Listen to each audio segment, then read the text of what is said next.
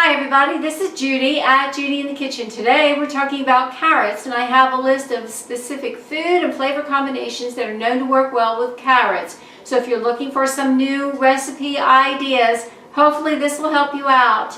And also this list is very long, and this is part 3 in a 3-part series on this because it was just way too much to put in one video.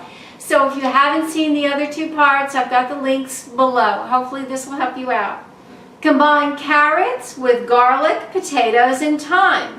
How about carrots with ginger, honey, and rosemary? That's a different one.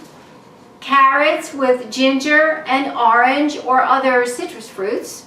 Carrots with honey, lemon juice, olive oil, raisins, vinegar, and walnuts. Carrots with honey and orange. Carrots with honey, pineapple, and yogurt. Carrots with lemon juice, mustard, and parsley. Carrots with maple syrup and mustard. Carrots with nuts of any type and raisins. Carrots with parsnips and thyme.